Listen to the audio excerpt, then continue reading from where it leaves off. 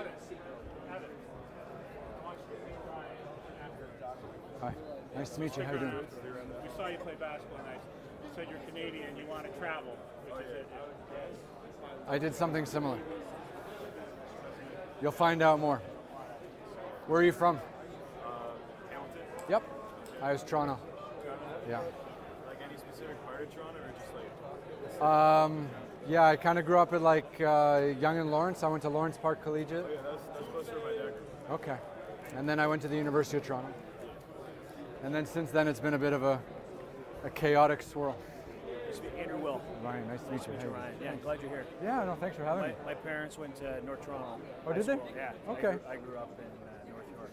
Okay, great. My family's up there. We had some epic battles, basketball battles I against. bet, eh? Yeah. Bastards at North Toronto. Good evening, boys.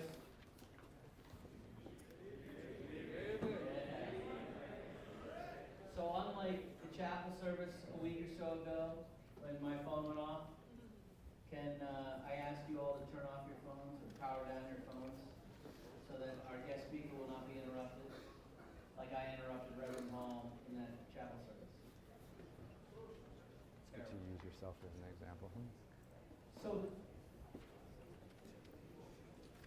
So tonight is a special evening at Salisbury School. This is the 27th Walter Brown Billingsley Lecture. And we have the opportunity tonight to hear someone really special.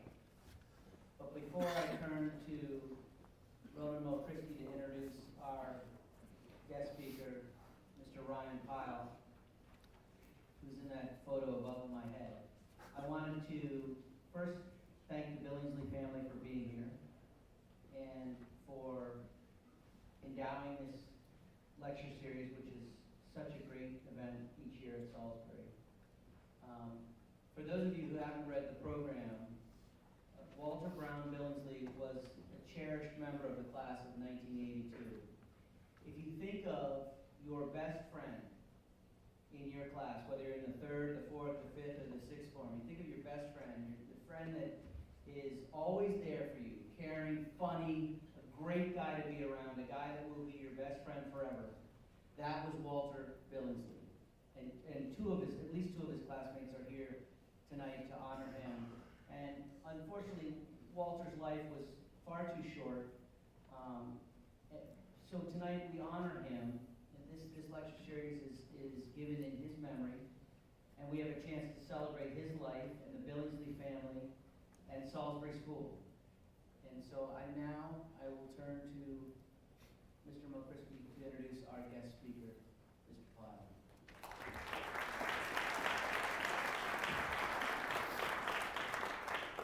Good evening. Two very Buddhist words help guide Ryan Pyle to the hilltop tonight. The first is serendipity, the occurrence and development of events by chance in a happy or beneficial way. I had the good fortune to sit with Ryan and his wife Jasmine during a very busy parents' weekend. In the course of our conversation, I learned we're from China. If you know anything about me, you know I'm addicted to China. It's my favorite country to travel in, full stop. We immediately forged a bond. The second word is auspicious, giving or being a sign of future success. Our meeting boded well. The idea began to crystallize in my mind that Ryan would be the perfect candidate to be our Billingsley Speaker Series, and be able to, quote, expose the Salisbury community to a range of unusual and inspirational individuals speaking on issues of general interest and importance. I ran his resume past the Billingsley Committee, and they enthusiastically agreed. I'll make this short because Ryan can tell his story far better than I. Ryan Pyle moved to China in 2002 from Canada and established himself as a freelance photographer, traveling the country and shooting for a host of publications, including the New York Times and the Wall Street Journal. As the world economy entered a downturn in 2008, newspapers and magazines started to cut back on their photography budget.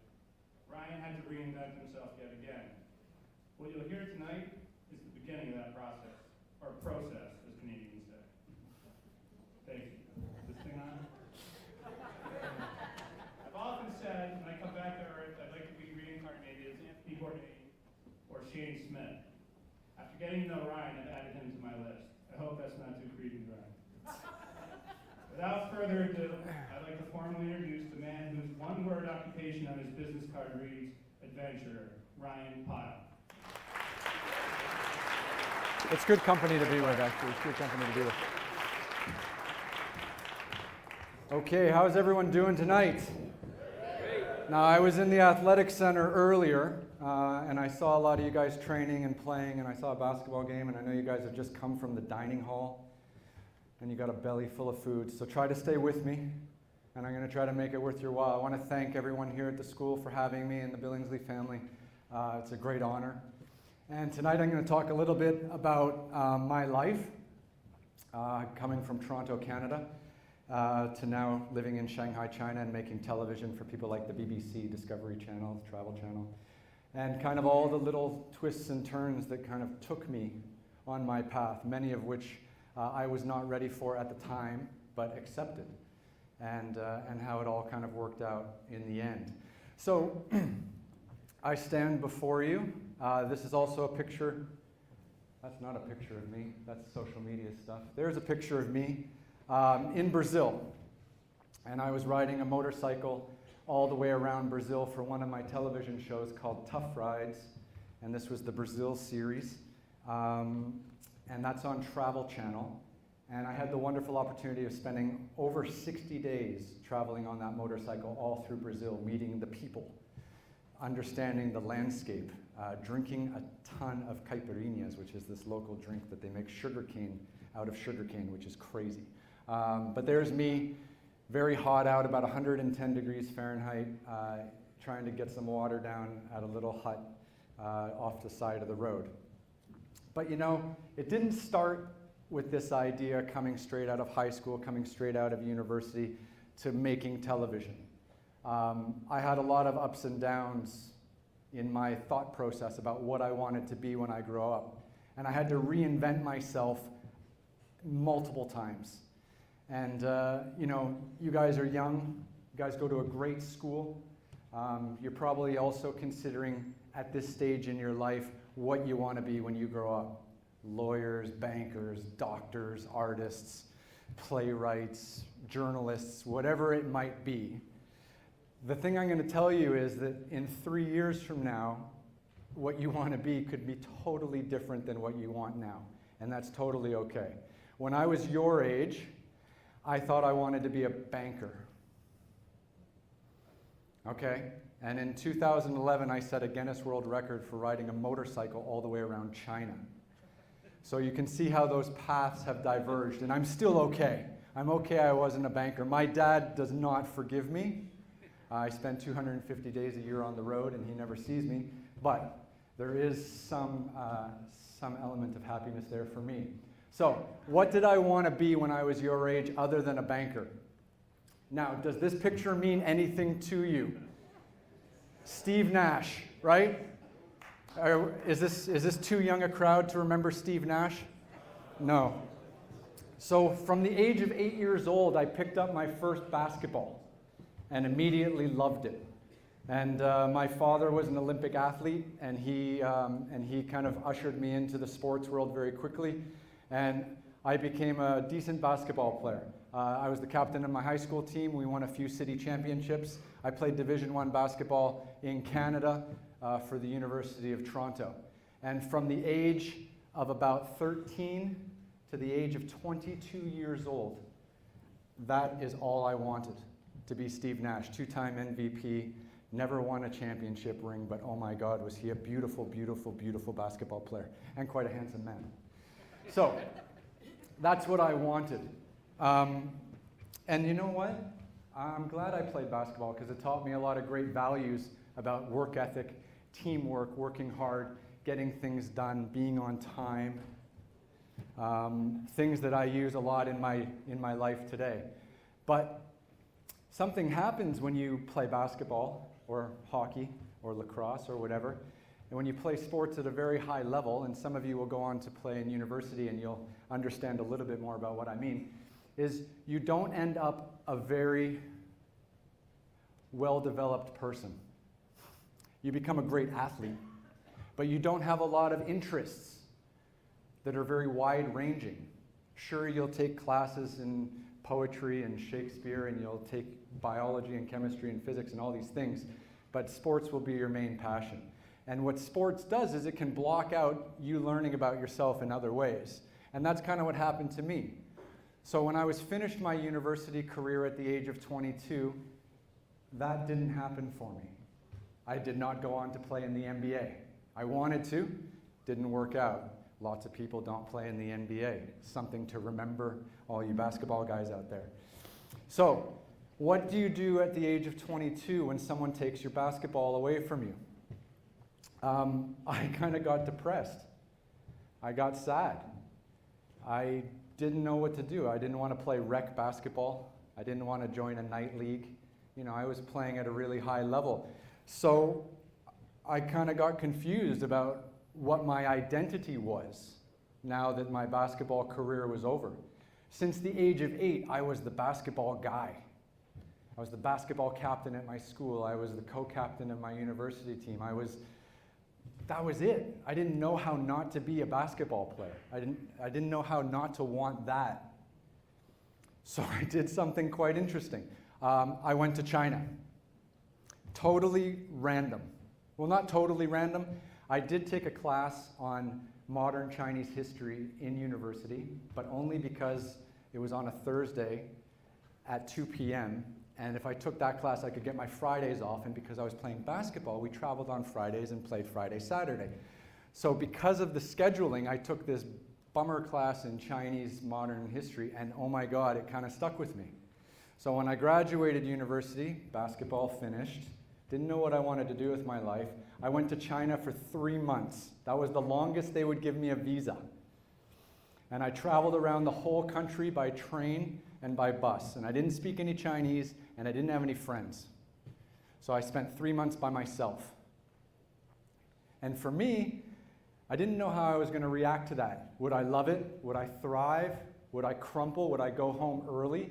Is China too difficult for a 6-foot-tall white guy to survive in?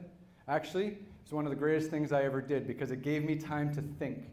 It gave me time to really recalibrate myself and figure out who I was and what I wanted. And through traveling in China and not thinking about basketball 3 meals a day, I actually realized I loved taking pictures, and I loved talking to people, and I loved writing. And all of a sudden, I had all these other interests that started to flourish in those 3 months.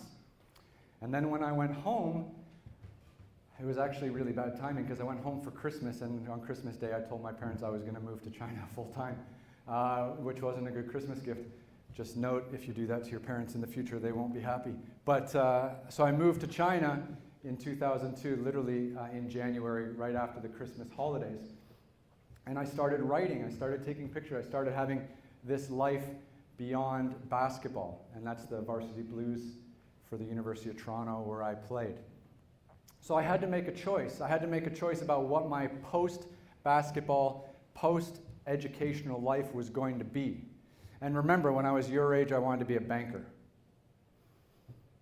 But I went to China to write and take pictures, which was not an easy thing to do because how do you make a living doing that? And I didn't know. But I made the choice that no matter what was going to happen to me, I was going to do it in China. And that kind of commitment or that kind of decision is not always popular among your friends and family. But if you know in your heart that that's what you need to do, then you kind of have to follow your heart sometimes. And it's led to some very interesting things which we'll get into. So I started writing for magazines and newspapers in China. Then I started writing for magazines and newspapers in Asia. And then I started writing for magazines and newspapers here in the United States. And I've had the amazing opportunity to work for people like the New York Times, Time, Newsweek, Forbes, Fortune, Condé Nast Traveler, Travel and Leisure. And I've seen literally the world through this kind of writing.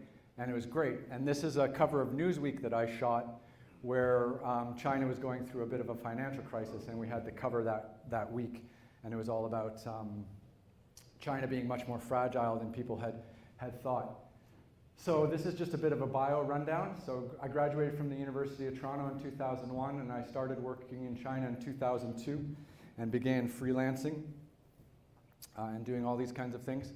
And then in 2009, I was named one of the 30 emerging photographers in the world, which was a great honor. But it's funny because that was right when I stopped my photography career. And I moved into television. And then I started working as a full-time television producer and presenter for people like the BBC, Discovery Channel, and Travel Channel. And I make 2 television shows. One's called Tough Rides, and one's called Extreme Treks, and both will kind of get a little bit of a glimpse of tonight. So that's an introduction to me. Now, let's talk about photography. I had the chance to move to China, I had the chance to live in China, and I had the chance to work for major magazines and newspapers. So I had the chance to see the country change and develop. And it was a wonderful time to be in China.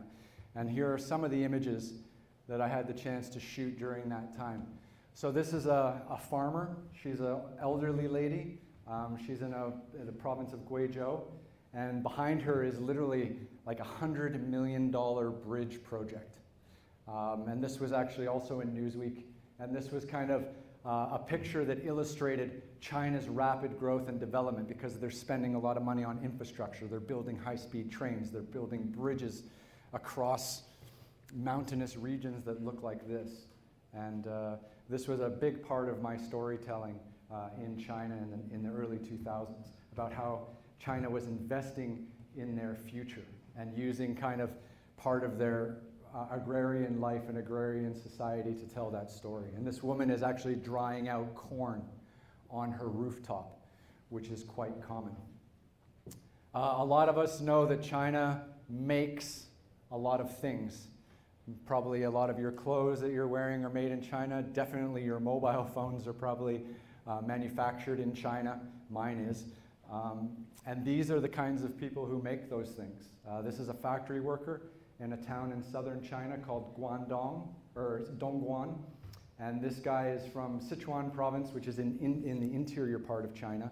And what happens in China is people come from the interior out to the coastal cities to work in these kinds of factories, to put things together so that you and I can go to the store with our parents and get things quite cheaply.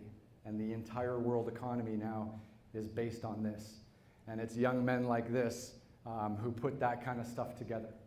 So that was very interesting for me to see. It's a story that's been documented a long time, and this is one of the things that we also had the chance to work on with the New York Times. Ming Ming. Ming Ming is a cool guy. Okay, Ming Ming started off selling dishwasher detergent, and then he moved into grocery stores, and now he owns the most hotels of anyone in China. And I got to hang out with Ming Ming for a day during one of my assignments, and Ming Ming picked me up in a Rolls Royce, and he drove me to a party where other people were buying Rolls Royces, and then he sat in this Rolls Royce and bought it. That's his third Rolls Royce. Then after this, we went for dinner, and then he took me for a drive in his Ferrari.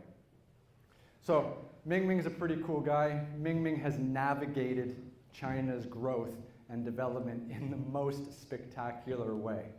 And obviously, China has 1 billion people. A lot of them have had a chance to do really well. A lot of them also have not. So we think back to the older lady who was spreading out the corn under the bridge, and then we see people like Ming Ming, and we can understand the massive wealth ranges that exist inside China. And it was great to be able to spend the day with Ming Ming and have a chance to meet someone like that. This is democracy starting to unfold. China is a communist country.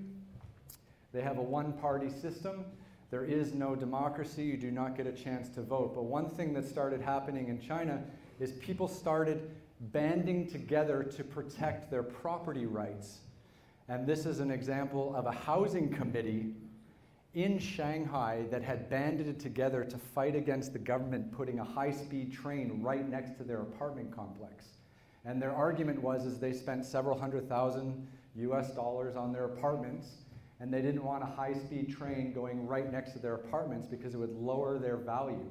And somehow this level of democracy was accepted by the local Shanghai government, with these people banding together, voting for a leader, and then having that leader take the people's arguments directly to the local government party. And this was something that we worked on again with the New York Times, which was quite remarkable.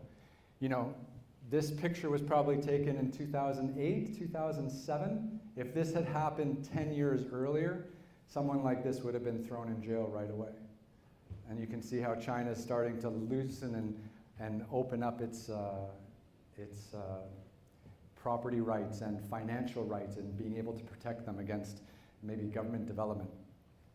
This is something you never see anymore. This was always one of my favorite pictures in China, but now everyone can get online on a smartphone, and now everyone's playing video games on their smartphones. But 10 or 15 years ago, everyone had to go to internet cafes, and everyone would sit there with Coca-Cola. That's a Coca-Cola can. That's the Coca-Cola symbol in China. Coca-Cola, cigarettes, big headphones, and they would play, at the time it was Counter-Strike. It's something else today. But now people sit on the subways in Shanghai and Beijing, which have internet access, and they play these same games on their mobile phones.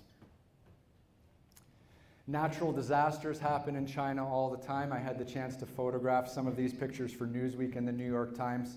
In 2008, in May, there was a horrific earthquake which hit Sichuan province, which is an interior province in China, and about 80,000 people died. It was a horrible natural disaster, and I was there about 24 hours after it happened. And one of the big stories that came out at the time was a lot of buildings fell, but a disproportionate number of schools collapsed versus regular buildings. And in some neighborhoods, you would see that a school, a primary school or a middle school, had collapsed from the earthquake, but all of the other buildings around the school stayed up. And this led to a huge investigation about schools being built with bad building materials and in unsafe ways. And it's actually an issue that to this day still has not been properly addressed by the local governments. And it was an opportunity for us to kind of expose that story to try to get to the bottom of it, which was devastating because this lady in this photo had lost her son. And for those of you who don't know, China for many, many years had a one-child policy. So when you think of a school of young people collapsing, obviously there will be a lot of death, and all of those children are single siblings. They don't have any brothers or sisters. So it's a huge loss to the family. Now China has begun to unwind its one-child policy in some places, but at the time this happened, it was completely devastating.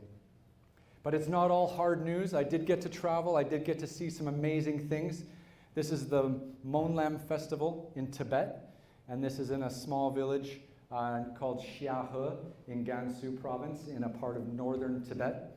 And here they're unveiling a tanka, which is a huge carpet, and it has illustrations of various Buddhas on them. And they actually unveil it on the mountainside one day each year, and that was the opportunity to see that. Cities aside, trekking is a passion of mine. I love hiking, I love climbing, and having the chance to travel around China, you get to do a lot of trekking and climbing. China's wilderness is unbelievable. They have provinces that are more mountainous than Colorado and Utah combined, and it's incredible. And the thing that makes them the most fun is you can walk for days down a river valley up over a 16,000 foot high pass, and you can come and find a small Tibetan monastery sitting in a little hamlet right below a 20,000 foot mountain like this one. This is the Gongga Monastery at the foot of Gongga Shan. And I liked it so much I visited 3 times, and the last time I went I actually made a television show about the journey to get there. And there's only about 5 or 6 monks that live at this monastery because it's so isolated and so remote. No mobile phone access, no modern conveniences, no indoor plumbing, no hot water, no nothing. But every morning, one monk goes into the main chamber and chants. And he chants for 2 reasons. Number one is because he's scheduled to chant, and that's part of maintaining the monastery. The second reason is it keeps him warm because it's bloody freezing at this altitude. And you can see when he chants, his body just gets incredibly warm, and it warms up the whole room, and it's quite a thing to see. Another favorite place of mine is Xinjiang, out in northwestern China on the border with Pakistan, another strong minority region full of Muslims. And this is a photograph of one of my favorite little tea houses just inside of the city Kashgar. And for you guys who go to the library, hopefully you all do at some stage, there's actually a book of all of this photography work from Xinjiang in the library. And this is a beautiful Chinese opera singer in the city of Hangzhou, another travel story I did. And here's an old age home in Shanghai. Shanghai has about 30 million people. And because of the one-child policy, there is now a huge amount of people in their 60s and 70s with only one child. And the burden of all those people getting older and having to be cared for is quite difficult. So a lot of them are going into old age homes, which is very common in North America, but it's very uncommon in China and Asia in general, because older relatives would always live at home with the family and be cared for by the family. But now, because Shanghai is such a big city, so many people have to work so hard and in small apartments that they no longer have the time or the energy to care for their parents. This is that same bridge project that we saw from the earlier stage, and I bribed one of the construction workers with a pack of cigarettes so he would take me all the way up to the top of the bridge so I could get that shot. And that was also in Newsweek. And I was not wearing a safety helmet. And it was pretty beautiful from up there. Golf course, golf development. This was a big issue in China for a long time. This is the Potala Palace in Lhasa, another chance to travel around and see minority regions of China. Quite beautiful, quite stunning. And this is a good friend. This is my friend Thomas. His father owns a huge part of Shanghai and is probably the third biggest real estate developer in Shanghai. Again, someone who's done very well for himself. He's actually Taiwanese. And this is a shot of him we did for a profile about him and his father's company for the New York Times. And I think the apartment that he was in was worth something like $30 million US. It's the top 3 floors of one of his apartments. Charles Tong. And this guy doesn't have a father like Charles Tong. And this guy was in Chongqing, and I was staying at a hotel, and I woke up one morning, opened up the curtains, and this man was washing my window on the 35th floor. So Charles and unnamed window washer, who was very skillfully still smoking a cigarette while getting his job done. Again, more manufacturing work, whether it's high-end manufacturing, whether it's lower-end manufacturing, shipbuilding. So that was kind of a brief introduction to my photography career, and I was loving it. You know, can you imagine being in your early 20s, traveling every week around the country, working for major publications? It was absolutely brilliant. And then something happened. Something really interesting happened. You guys are a little too young, but if you ask your parents tonight, what happened in September 2008, I promise you they will just cringe. And we had a financial crisis, right? The world almost exploded. A few banks went bankrupt, and the whole financial system almost came crashing down. And that actually devastated my photography career, because people like the New York Times, Time Magazine, Newsweek, Forbes, Fortune, they all almost went bankrupt. And they all couldn't pay me to go around traveling and seeing all those amazing things that I was seeing every day. But I wanted to keep telling stories. I wanted to keep making pictures. And this was all happening right as my career was kind of getting to a really nice point. Imagine being an athlete and you're just about to make the all-star team and then you break your knee. That was what it felt like. I was like, oh my God, everything's going really well. Now we've got this financial crisis. And it's a week that changed the decade. And it changed my life incredibly. So at the time, I was almost in tears. I was thinking, my God, all these great clients that I've worked for the last 7-8 years to build up, all of this work that I was doing, I can't do it anymore because they just don't pay me. And they're going bankrupt, so what can you do? And I didn't know what to do. And at the time, I felt like everything was very unfair. I felt like the world was giving me a kick in the groin. And I didn't know how to react to it because I was young and I hadn't really understood how to save my career when the newspapers couldn't even figure out how to save themselves. And then I thought to myself, you know what? I still want to tell stories. I still want to travel. I still want to see the world. So if I'm not going to write and take pictures, maybe I can figure out how to make television. So I told all my friends and family this, and they said, but you don't know how to make television. You should just try to get a full-time job writing instead of freelancing, or you should try to, actually one of the options was to try to teach or something like that. But I said, that's not going to help me travel the way I want to travel and see the world the way I wanted to see the world. So again, I kind of made this really unpopular decision of investing some of my own money to make a television show. Now, I had this idea. You guys tell me if it's ridiculous. I wanted to ride a motorcycle the entire way around China. So it's about 14,000 miles. Some good roads, some horrible roads. Some roads were at 16,000 feet. Some roads went all through Tibet. Some roads went along the border of China and Pakistan. But I thought to myself, you know what? I think I can make this work. I think I can try to figure out how to make TV, and this will be like my new career. So again, I had to kind of create a different version of myself, or a different version of what I thought my storytelling could be. And I came up with this idea that if I ride a motorcycle around China and I bring someone who's really stupid and who's never been to China before, then maybe it'll be a decent TV show. So I called my brother and I told him I loved him a lot, and I said, hey buddy, I got this idea. What are you doing for the next 2 months? Because I need a dummy. So the idea for the story is that myself as a China expert, someone who'd worked for the New York Times, Time, Newsweek, whatever, takes someone who hasn't been to China, and we go all the way around China. What could go wrong? And of course, everything went wrong. Things were ridiculous. My brother barely talks to me anymore. But oh my God, we made a great television show. So this is a little bit I'm going to show you now, and this is called Tough Rides China, which was our first television show.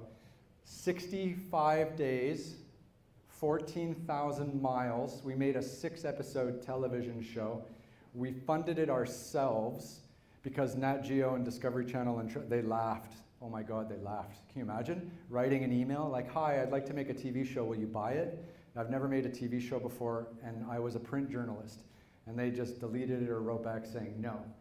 So we tried, and we ended up making it work. And this is a little teaser or a trailer for my first show, Tough Rides China, which I hope is much more interesting than the photography work.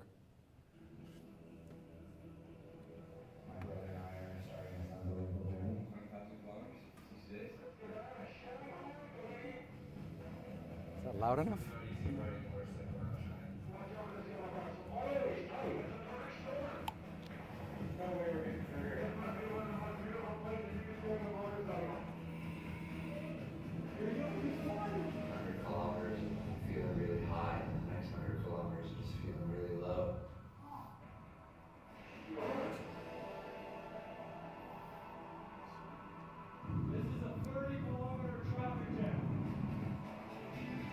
No one has ever ridden around China on a motorbike. This is more than just an epic road. This is the adventure of a lifetime. This is the middle human life.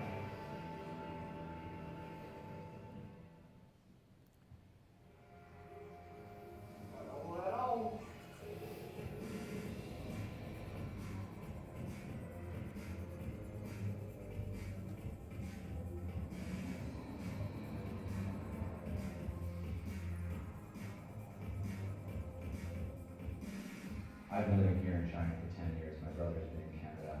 He's been working in the finance industry very hard, and he just needed a break.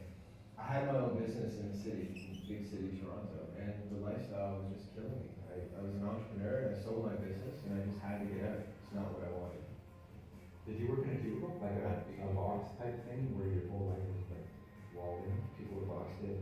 Emotionally. You can't attempt an epic journey like we did without, knowing that there's going to be a lot of risks and there's going to be challenges. Totally lost the bike from underneath there. But I just felt like we grew every day. Every day on the trip we got a little bit wiser and became a little bit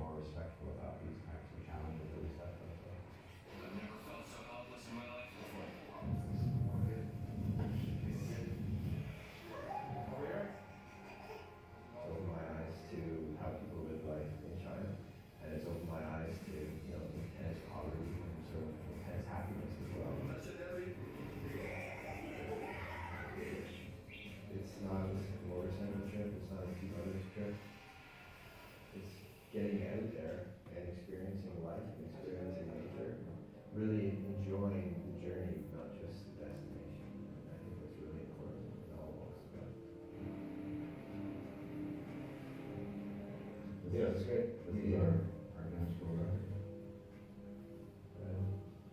Not bad, huh? Colin and I were debating, and we thought, what would be harder than China? What country is more chaotic, has almost as many people, and maybe has even more dangerous roads? And potentially worse toilets. So we are going to try to circumnavigate India next. The roads are potentially worse than China. Worse than West Direction. Worse infrastructure, more cows. If you get a cow, you will be rich. So many more cows. Yeah, so that was Tough Rides China. So that's kind of our little teaser for the show we made about traveling around China. And you know, the goal of this was really to break down stereotypes. You know, because all of you, for example, have this idea of what China looks like in your mind. Things you've read, things you've seen on television. But we really wanted to make a TV show where we had this unbroken journey around China so people could see the desert. People could see the high mountains. People could see Tibet. People could see Xinjiang, the northwestern regions, and really get a feel for the country as a whole. So it was kind of an exercise in journalism, but it was also an exercise in television making, and it was an exercise in motorcycle riding. Because prior to this journey, I had never spent more than one day on a motorcycle. But I just felt like I could do it. I don't know if that's blind faith or just a bit of luck or whatever, but somehow we managed 65 days and set a Guinness World Record for not falling off our motorcycles. The Guinness World Record actually says longest motorcycle journey within one country without backtracking or overlapping. So it's not like we just rode around in circles, for 65 days. We actually went out and did something. And this map behind me will show you a little bit about what we did. We started here in Shanghai on the right and went all the way up here to Jilin province, to the border of China and North Korea. And then from here we did all the way across to Xinjiang, to the border of China and Pakistan. And then if you guys ever want to really upset your parents, this is what you do from here. You take this road that goes along the border of China and Pakistan. It's called the G219 highway in Tibet. It's absolutely amazing. And you travel this road going all the way down along the border of Pakistan and India. The average height of the road is 16,000 feet. And it's unbelievable. It's the most remote, one of the most dangerous roads in the world. But oh my God, it's visually stunning. I'll show you some pictures of it later. And then from here we came around, went to Mount Everest Base Camp, worked our way through Yunnan, Guangxi, past Hong Kong, and all the way back up to Shanghai. So we did a full circumnavigation of China. And it was easily one of the most amazing journeys of my life. Obviously, these were our motorcycles that we used on the journey. This is my brother and I on day 2 or day 3. We got caught in a mudslide. The great thing about China is there's so much construction and so much development that you're never more than a 10-minute drive from a bulldozer. So what ended up happening was we got caught in this mudslide, and then we went back down, paid the guy like $10 to come up in his bulldozer, and he cleared the road in like 10 minutes. And we saved the whole day because there was just traffic like crazy behind us, which was great. There's a shot of Colin looking really happy, like somehow I tricked him into what we were about to do. Like he didn't really feel comfortable that we were doing this massive motorcycle journey across China. He doesn't smile much, but he loved it. And this was Inner Mongolia. And this was Inner Mongolia too, the grasslands. Just stunning. No pollution, no factories, no nothing. Just endless blue skies and green grass. And actually this road is called the S217 or the S218, and it is the border between China and the country of Mongolia. And it was stunning.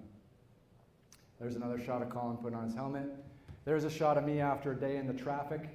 The trucks can be very polluting and a little bit nasty, and that was tough. This is us out in the desert, working our way west. This is camping at the deepest spot in all of China. So this is the second lowest point on Earth. The first point is the Dead Sea, and this is the second. And this is just outside of Turfan in Xinjiang. And it's minus 154 meters below sea level, which is what, like 350 or 400 feet? which was incredible. This is me with some shorter people. No, these are some wonderful people from Kashgar in Xinjiang province.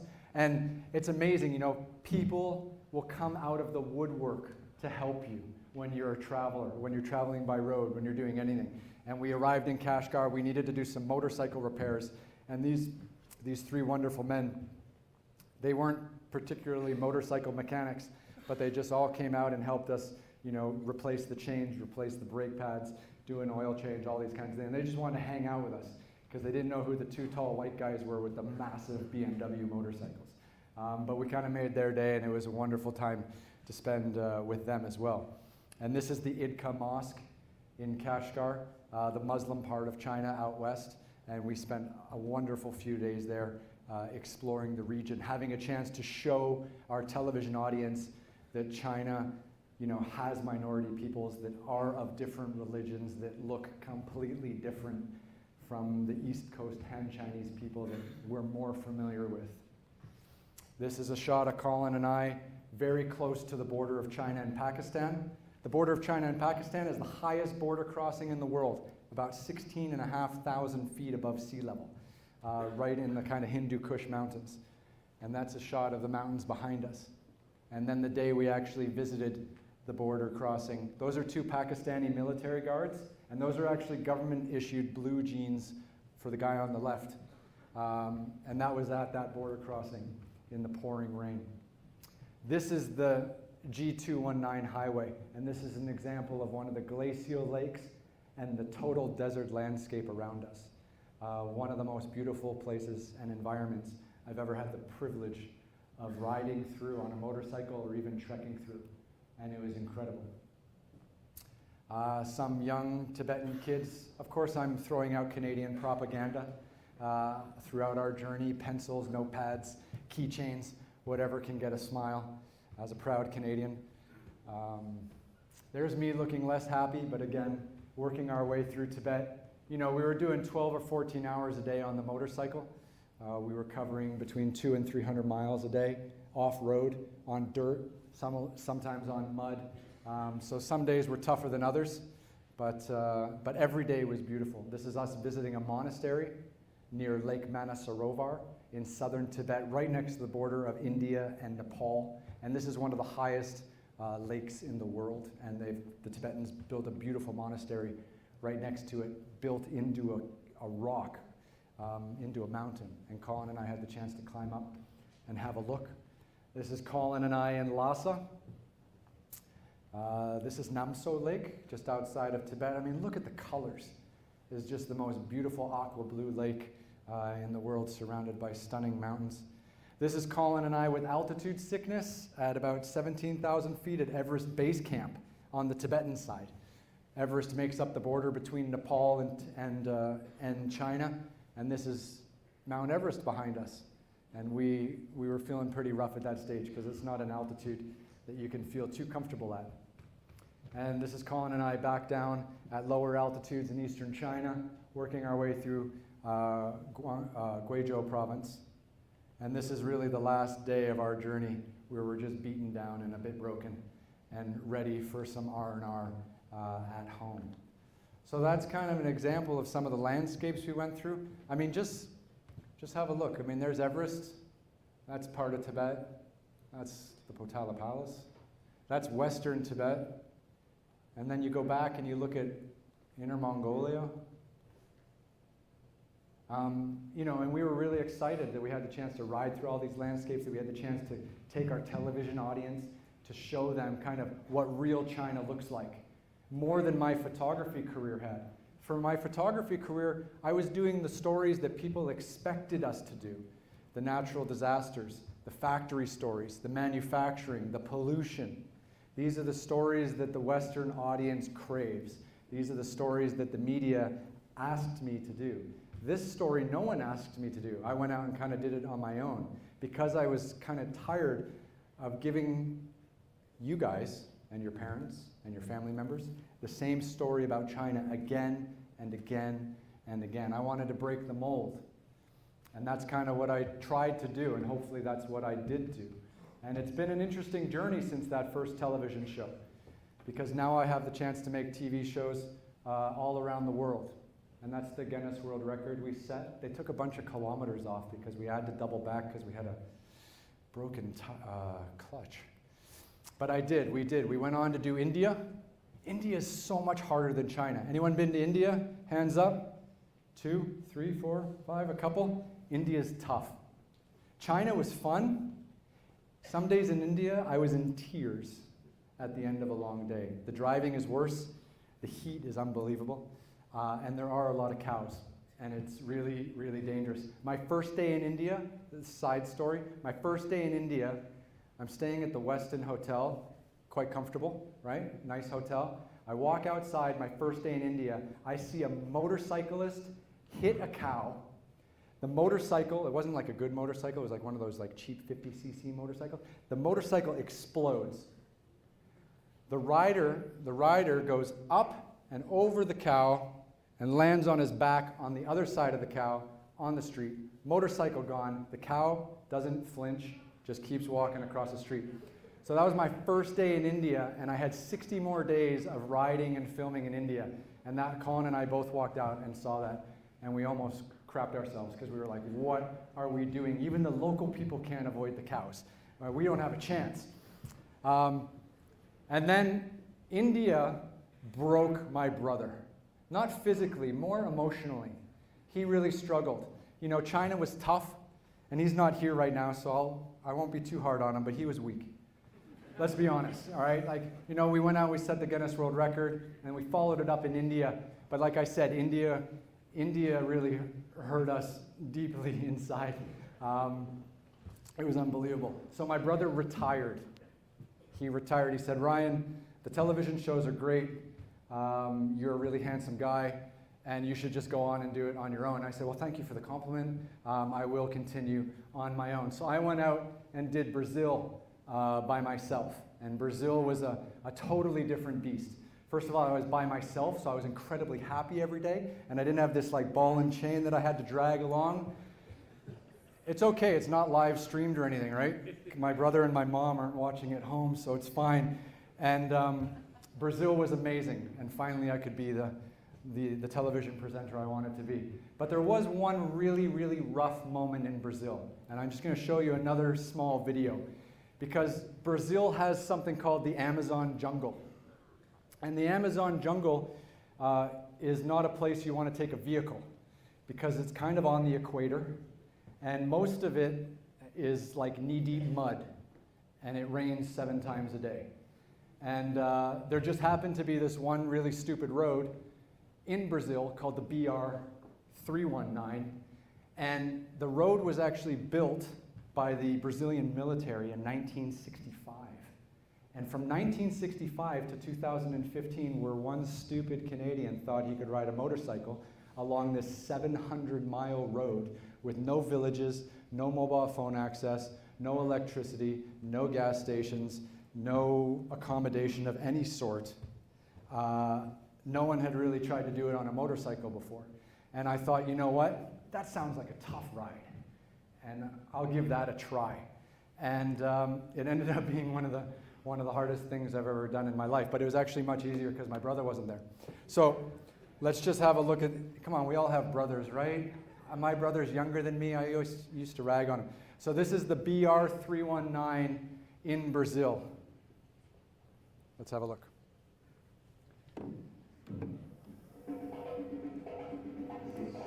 We've been riding a month in Brazil to get to this, the toughest and most dangerous road in all of Brazil. And it starts now.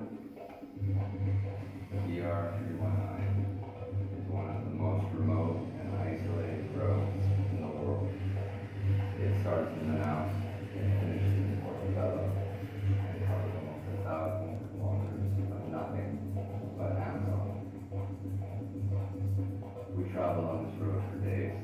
It challenged me in ways I just wasn't ready for, and it's left me with a greater appreciation of what the Amazon really is and what it can do to one Canadian on a motorcycle. Just Sichuan. Yes. Literally nothing. And in the middle of the Amazon, There's no way out, except to go straight or go back. So that looks like fun, right? That's a vacation and a half. I showed my mom that when I came back from the trip, and she almost lost it. She's like, you can't do that ever again. I was like, that's kind of what I do. But, and ended up being okay. She forgives me as well. But the Amazon is no place for a vehicle. And what actually made the Amazon so tough, that road specifically has 133 wooden bridges that are in various state of disrepair. And there are all these little rivers that we had to ride across. And it was quite challenging, quite difficult, and a little bit scary. And for a lot of you who are interested in television production, you'll notice that I had an SUV, and that was with the camera guys behind me, but it was actually much harder to get the SUV through the mud than the motorcycle, even though the motorcycle itself was very tough. So that's kind of, that's a little bit about my photography career. That's a little bit about my Tough Rides China show, which was my first television show where we took the big risk and financed it ourselves and managed to sell it to Travel Channel, and now it's been broadcast all around the world. And then Tough Rides China led to Tough Rides India, which caused my weak brother to quit. And then I got the chance to do Tough Rides Brazil by myself. And that's the Tough Rides series, which has been a great, great thing. I love riding motorcycles even to this day. Please don't go home after this lecture back to your room and tell your parents that you want to buy a motorcycle or anything like that. Get a lot of training. As you all know, I had 1 day of training before I did my record-breaking journey around China, so clearly it worked for me. But I have kind of given up a little bit on the motorcycle journeys because I kind of went back to an old passion of mine, which was hiking and climbing. And actually, I just got back from Argentina about 3 or 4 days ago, where I climbed Aconcagua, which is the highest mountain in the world outside of Asia, at about 23,000 feet. And we were filming an episode of my new series called Extreme Treks. And Extreme Treks is a great series where I make 8 episodes a year, traveling all around the world. And I hike and I climb and I walk. I walk across deserts, I climb mountains, I trek through jungles, all in the spirit of trying to learn about the local culture, learn about history, and I work with a local guide, and we have a bond and a connection, and we do something amazing together. So to give you an example, last year we filmed in Russia, Iceland, Laos, Papua New Guinea, Bolivia, and Argentina. And I just got back from Argentina. And next we go to Jordan and Uganda. And it's all to trek and climb and experience the world on 2 feet. So in a lot of ways it's completely different than my motorcycle adventure. So I just have a little piece to show you here about Extreme Treks, just to give you a taste. This world is big and beautiful, and there's a lot to be explored. This time we're going deeper, further, not knowing what to expect, not knowing who we'll meet, embracing the unfamiliar. As we enter new worlds, venturing into wild landscapes and isolated cultures, one step at a time. Oh, this is beautiful. Journeying through inhospitable environments. We've come into a huge snowstorm. Taking on extraordinary challenges in unique and amazing places. We have stories to tell. Join me, Ryan Pyle, as we embark on these extreme treks.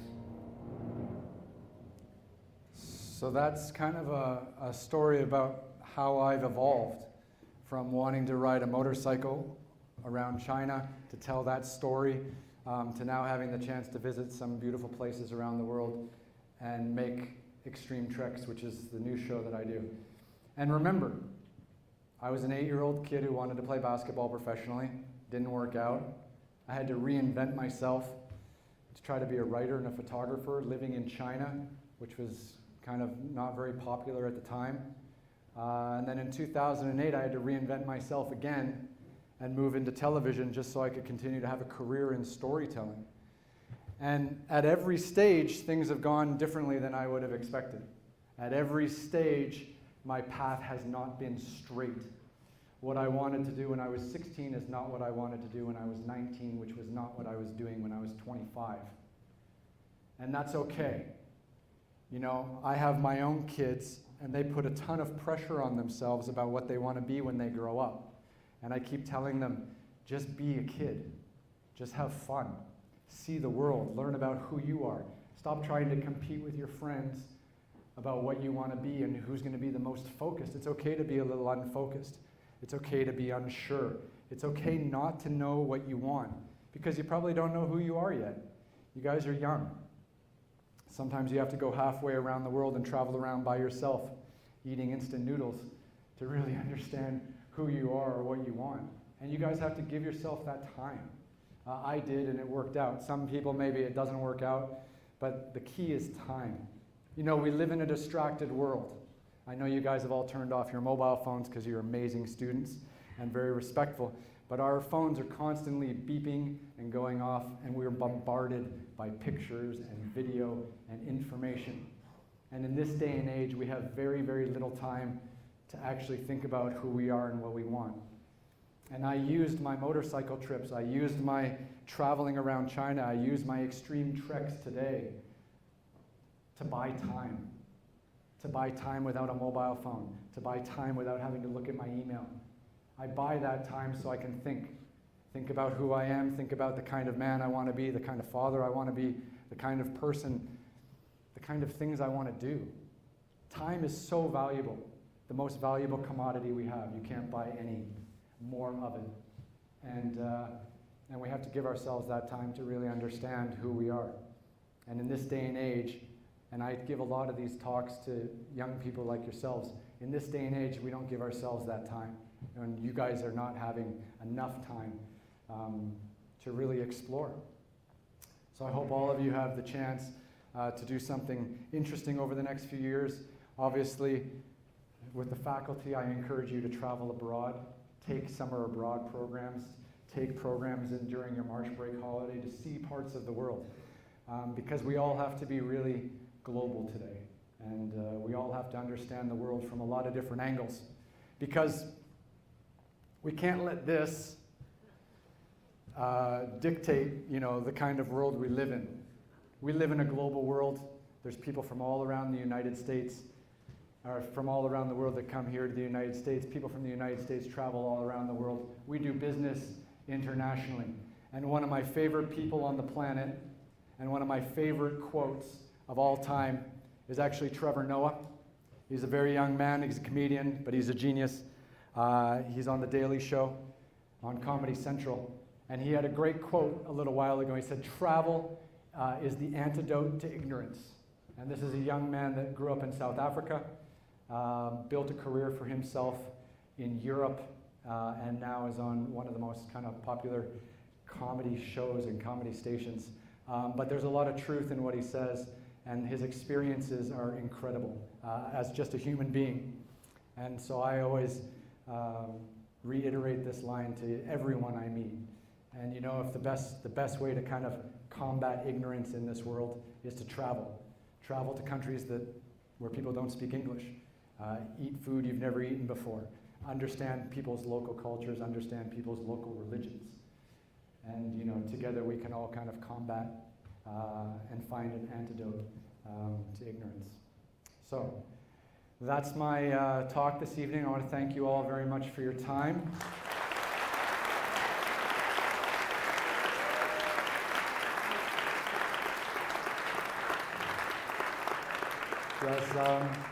Does anyone have any questions for me?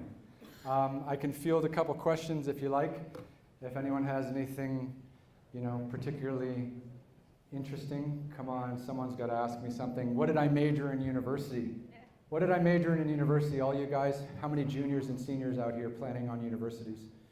I studied political philosophy.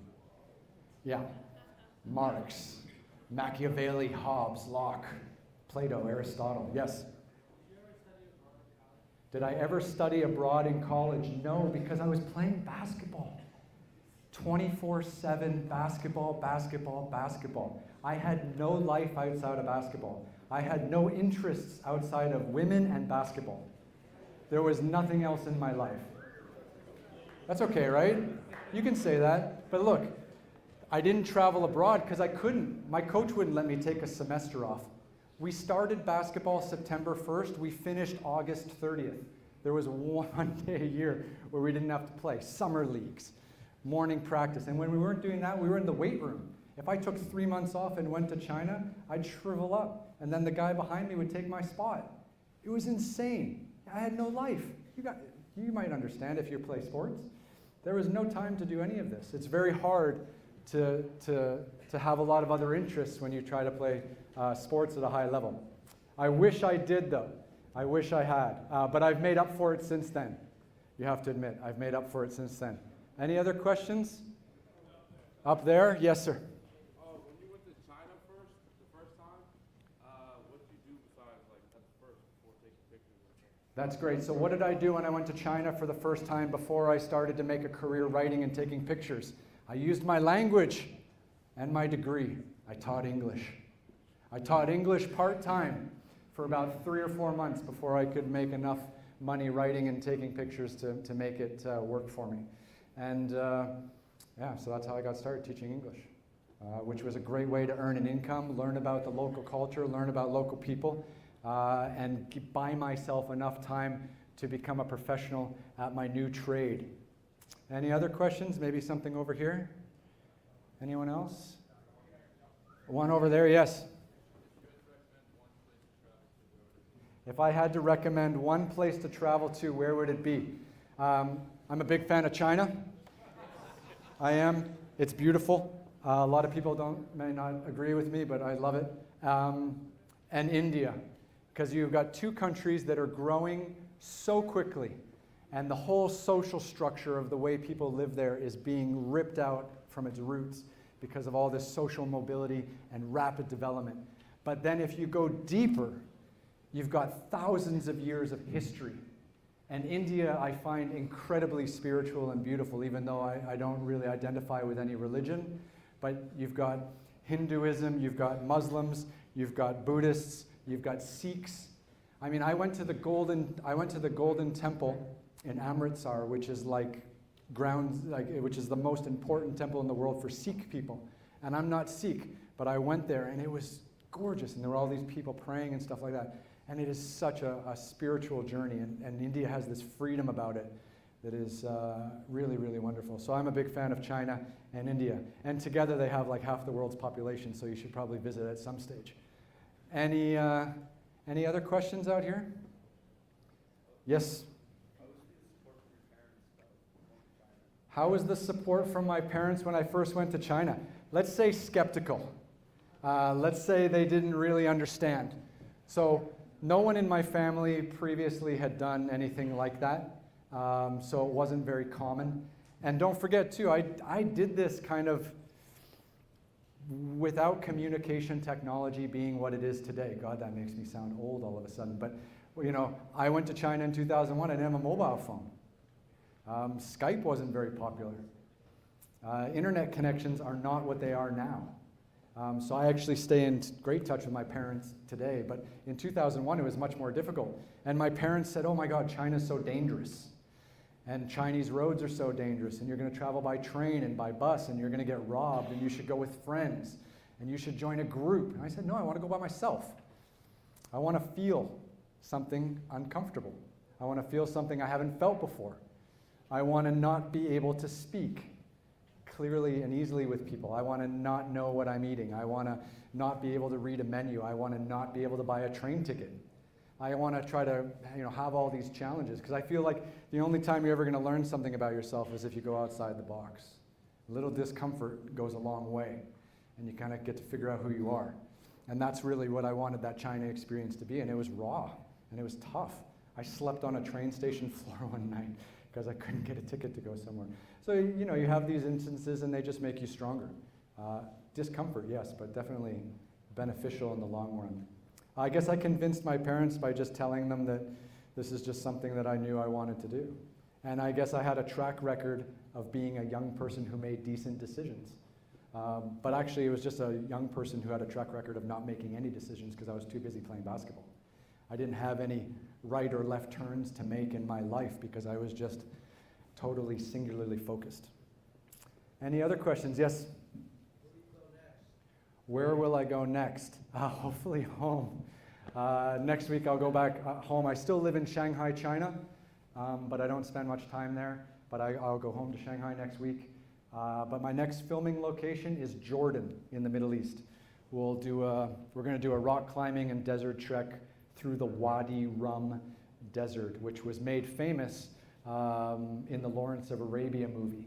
And we're going to do a similar kind of journey through the Wadi Rum. So that'll be absolutely beautiful. Look it up on the internet when you guys get back to your room. It's a red desert. It looks like Mars. It looks like Matt Damon could have been walking through there for Ridley Scott a couple years ago. Yes?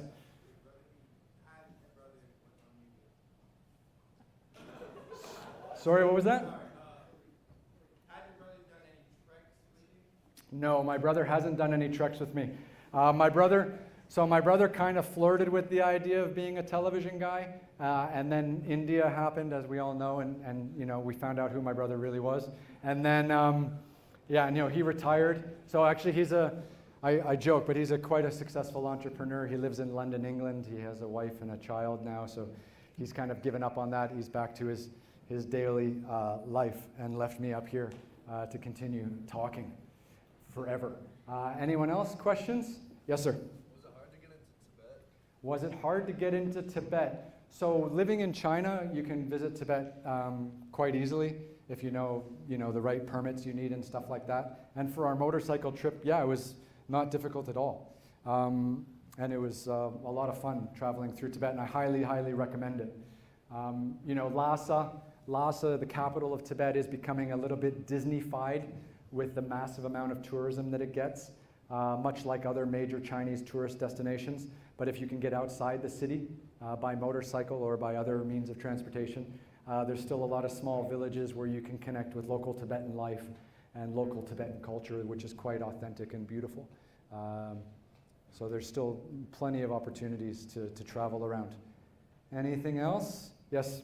When you first made the leap, was there anyone who was saying, that's totally insane, go for it, this is awesome, or were you just following your dream without complete regard for what? So when I made my leap and I first went to China, was there anyone supporting me? And I would say no. Yeah, it was a really unpopular decision. And that's kind of how I knew that it was right. Because one of the things I left out about my story is I wanted to go into banking because my dad was a banker. And during my summers in university, I would work at a bank consulting firm, and make good money. And I thought, hey, this is pretty cool. I get to dress nice. I get to talk big words. M&A, equity, yeah, stock markets, great. And I thought I really liked it. And then as kind of the time went on, I started really hating it. And that's nothing against bankers or the people I worked with. They were lovely. But just the rhythm and the routine, and there was something just not clicking. And you know, as much as other people will tell you who you are, you know yourself best. And when something's not working inside, you need to change the game. And I just really realized that I wasn't going to be happy working in an office. And I knew it. I remember the day I was sitting at lunch, and two guys came in hungover from the night before where I was with them. And I was just like, this isn't me. I'm having fun, I make money, but I wasn't fulfilled in any way, shape, or form. And it was right then that I knew I needed to do something, and then it was a little while longer when I figured out that I'm just going to go to China and let myself think for a couple months by myself. And then it was on that China trip where I kind of decided how to go from here. Any, yes? What's your favorite place you got to climb? Favorite place I've got to climb was definitely Aconcagua this last trip. So for the last 3 weeks, I've been living in a tent, and I cleaned up just for you guys. I hope you appreciate. It was pretty ugly in the tent. It was 14 days.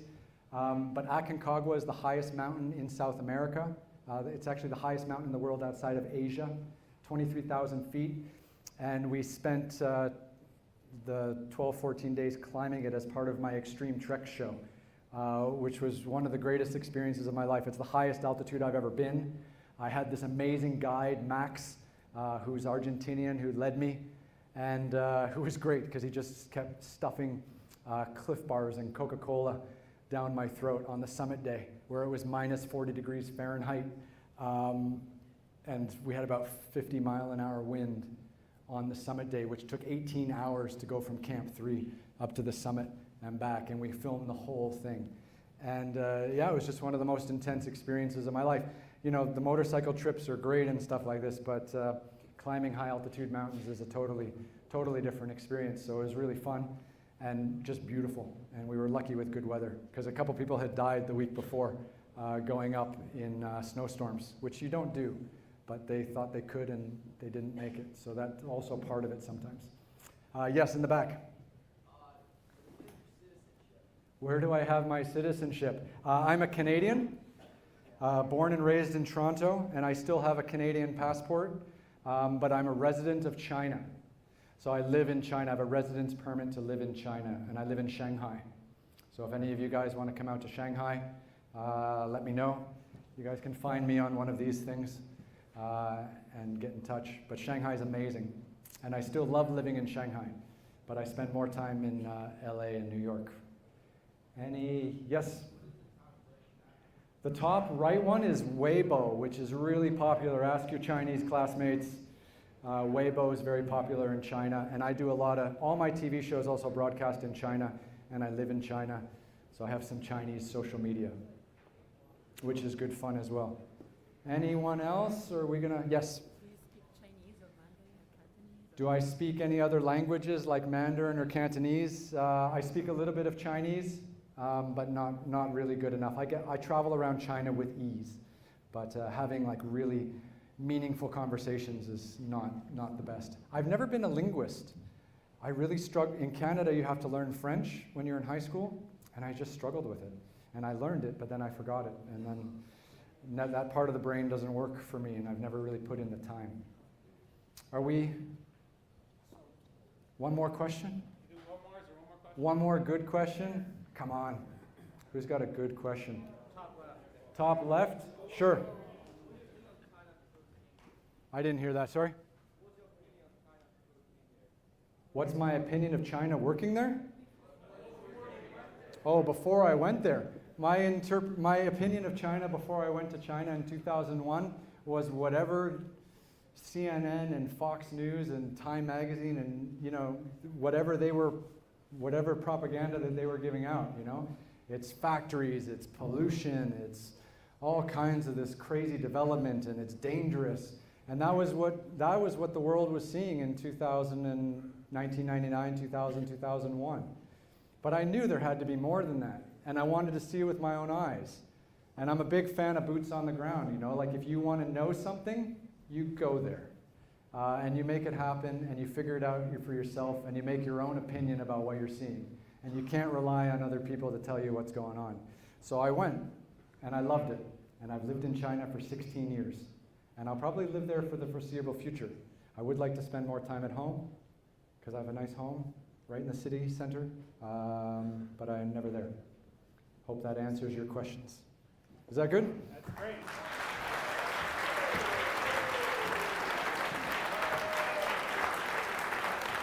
Thanks. Thank you very much, Brian. Thank you, Billingsley family, for helping make this happen. Thank you so much. Thank you.